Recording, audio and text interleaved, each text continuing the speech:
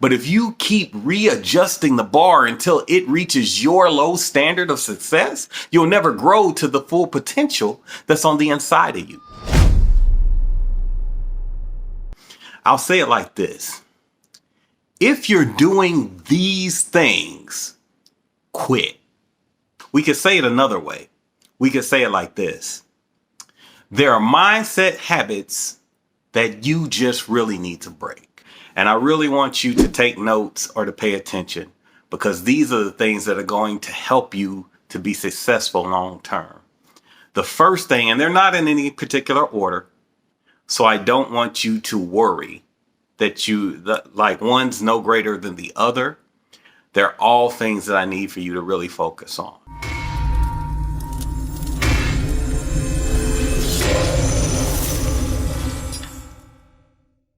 The first thing that I really want you to think about and focus on is don't determine your worth based off of somebody else's viewpoint. This is a common mistake, and we've learned from the time we were infants to gain our approval or our self-worth based off of the words, opinions, and thoughts of other people. This is damaging to you because other people don't necessarily have your best interest at heart. And when they think about you, they're thinking about you in terms of either what you can do for them or what they can get out of you. They're not necessarily looking at you for who you are and the good person that you might be. So when you determine your worth based off of their opinion, then if their opinion changes, then your view of yourself changes and your worth changes.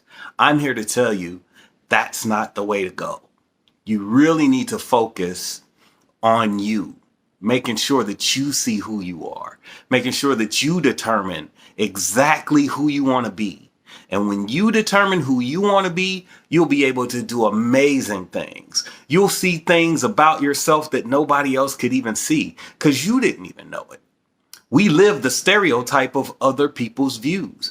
People tell us, oh, you'll be a great speaker, or you'll be a great teacher, or you should really go into this thing. And we buy into it because we haven't really examined ourselves. I need you to take a good, hard, earnest look at you. And when you do that, you'll be able to really diagnose what you need to do and how you need to be effective. The second thing that I really want to talk about is don't take statements that you hear as fact without doing your research. Oftentimes, our view of the world has been skewed by what the news says, by what our parents say, by what the community that we grew up in, how they view issues and people and things. And we really have a closed view of the world because our view is being shaped, and the narratives that we are being given are being fed to us by people who, again, have their own agenda. They have their own way, moray and value that they want to impose upon you. So I'm not saying that the information that you're getting is incorrect. But what I am saying is don't just take that as fact without doing your own research, because you might find when you dig deeper into a thing that it may appear one way, but it could be a totally different way. And for you to be effective and for you to be able to make the best decision for you, you're going to have to dial in on that thing. You're going to have to really do your research from trusted sources, from people that you highly respect and value, from factual publications, not from the internet alone, but from actual research by a number of different scholars to really pinpoint what it is you need to do.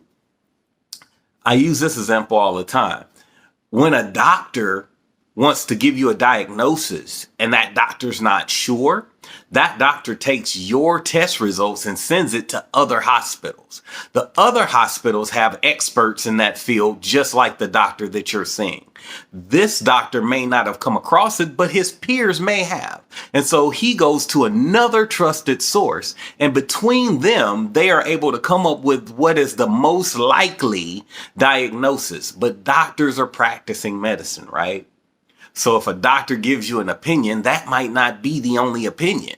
There may be other opinions or other research that could lead you down another road. So I say that to say this.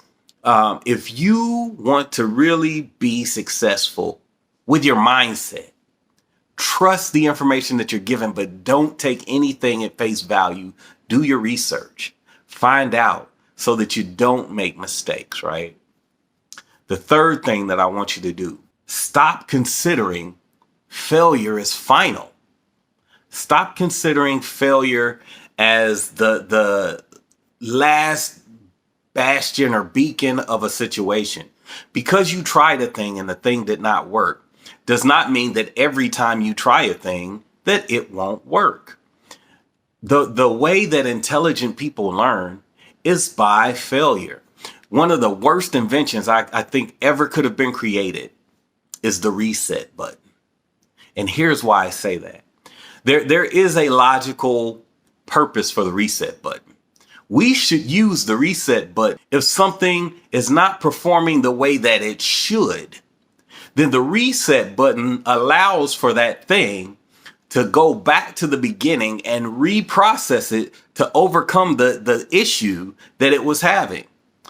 But let's use video games for instance.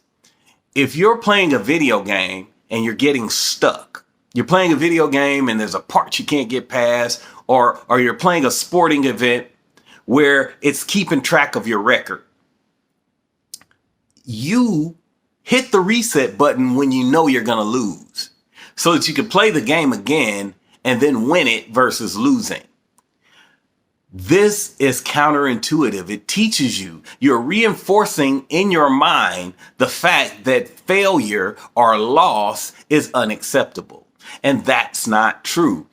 The world is built on wins and losses. The world is built on things not necessarily going right all of the time. That's how we learn to perfect the craft. But if you keep readjusting the bar until it reaches your low standard of success, you'll never grow to the full potential that's on the inside of you.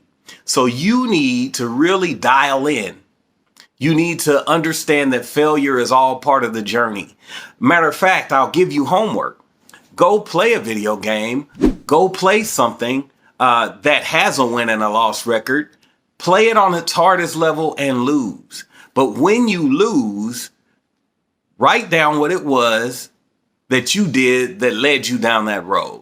See, for me, I play Madden, so it's easy. There's a pass I shouldn't have made. There's a call I shouldn't have done. There's a defense that I shouldn't have run. There's a whole litany of things I can go back and look at and say, okay, next time I'm in this situation, I should do this. Because when I did this last time, it did not work. You see what I mean? But you can't make that analysis if you hit the reset button. So I say to you, don't look at failure as the end, because failure is not the end. Failure is just it's part of your journey to success. And once you readjust your mind to accept failure as part of a process and not the end, then you'll be able to grow as a person. The fourth thing I want to talk about, don't create excuses for things that need to be confronted. And what I mean by that is, in our lives, we begin to take lower standard things. We begin to accept things that are beneath our worth and beneath our value. And instead of confronting or facing what it is, we create excuses for it. We excuse it away. We accept it as reality. We say that this is just how it's always going to be. And when we do that, we never learn how to work through issues or situations. This is really a partner to the reset button.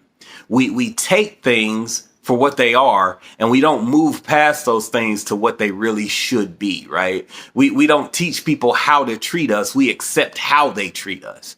And rather than say, hey, that's not acceptable, we just accept it and move on, thinking that by not confronting it, we've saved ourselves something. But what we're doing is we're teaching our mind to go around issues and not through them. But in order for you to do anything, you're going to have to be able to go through things. This is especially important for the entrepreneur, because if you truly are starting a business, if you're truly selling a product, a good, or a service, every single day, you're going to have to learn how to deal with confrontation. And not in the negative connotation that you are confronting a thing and it is negative, right? What I'm really saying is that you should be able to look at something head on and address it. If you try and sell a product and somebody has a question, look at it head on. Look at them head on. Answer their question. If you don't have an answer to their question, tell them you'll do some research and you'll get back to them. But do not avoid it. You have to be able to have confrontations and conversations so that you're able to market and sell your product or your service. So you can carry that over into every area of your life. When we talk about relationships, if you really want to have a good, meaningful, deep relationship, then you have to be able to confront those things that look to derail your relationship. And you have to really figure out when to get on the same page, because love is not the issue. Affection's not the issue. It could be any number of things, but without confronting the issue, you leave doubt in the other person's mind. Like there's a million things that can come into play, all because you don't confront or you don't have that conversation. So if you take nothing away from this point, take away this. Confrontation and conversation go hand in hand.